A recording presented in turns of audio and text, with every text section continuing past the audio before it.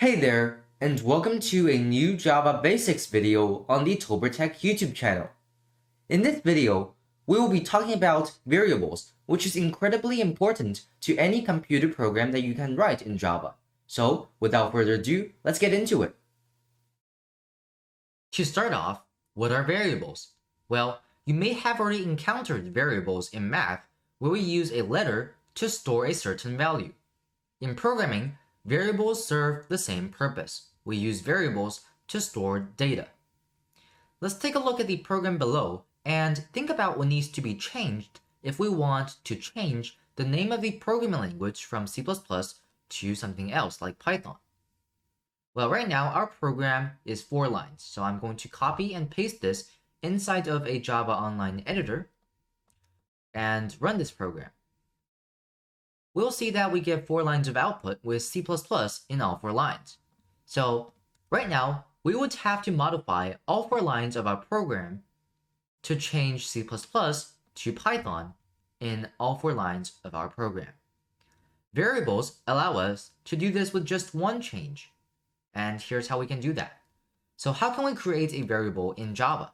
Well, it comes in 2 steps, declaring and an optional initialization process. Declaring is creating that variable with an empty value. And initializing is going to be giving the variable a initial value. To declare a variable, we specify the variable's data type as well as its name. And here are some examples of declaring variables. So we get string, which is the data type. So we write the data type first, followed by a space, and then the identifier, the variable name, followed by a semicolon to tell Java that this line of code has ended. So data type, variable name, semicolon. Data type, variable name, semicolon. Double is the data type, some double number is the variable name, and semicolon. And the same with the last line as well. Variable names in Java can contain letters, numerical digits, and the underscore. They must start with a letter and cannot be a Java keyword. Java is also case sensitive, so the variable names Java in lowercase, uppercase, and in this weird case are going to be different variables. They're going to reference different variables. Good practice is to spell your variable name's first word entirely in lowercase and then capitalize the first letter of subsequent words. So hello is entirely in lowercase. World has its first letter capitalized in uppercase. And here's how we can tell that this is one word and this is another. So we know that this is going to start a new word, and that word is world. Variables is one word. The A here tells us that this is a word, and this capital F here tells us that this is another word. If we think about a variable as a box, which we can put a certain data inside of it, then declaring a variable is creating that box, an empty box. And an empty box is not that useful. So let's put something inside of it. This is known as initializing a variable, which is giving that variable an initial value. We can either initialize a variable after it's declared, or we can declare and initialize a variable on the same line. The type of data stored inside of a variable needs to match the variable's declared type. And here are some examples. Int is the data type, and int is the variable name. So this is declaring the variable. And then we write equals 100. What this is doing is we have a variable, and we're assigning the value of 100, assigning it to the variable an int. So an int is now assigned the value of 100. So this is declaring and initializing a variable on one line. We can also declare and initialize a variable on 2 separate lines. So boolean is happy. This is just a normal declaring variable. And then we write is happy is assigned the value of true, semicolon. Notice how we don't write boolean on the second line here because this variable is already declared and we're just assigning a value to it. Variables are so useful because we can use the data that they hold again and again. Let's try this out with our program from earlier. So this time, we're making a string variable called language, assigned the initial value of C++. So whenever we want to reference, or whenever we want C++ to appear, we can just write language in all 4 lines instead of writing C++. So I'm going to copy this program into our online editor, and we'll see that we get the same output as before. So C++ is a programming language, it's cool, it's amazing, and it's useful. We're assigning the value C++ to the variable language. So Java is going to know that it should replace language with its value C++ in a program after the variable is initialized. So now, if we want to change language from C++ to Python, we only have to modify the initial value of language. So we can just write Python here.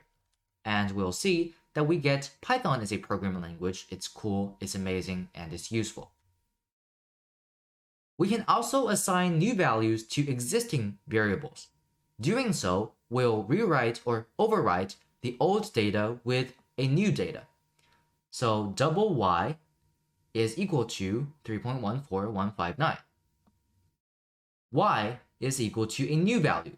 So this is going to be the value stored inside of y after this line. So y is going to be 2.71828 at this line. So taking a look at this program, we can also write things like language is equal to, let's write another language, for example, C. And we'll see that we get C as a programming language. It's cool, it's amazing, and it's useful this time.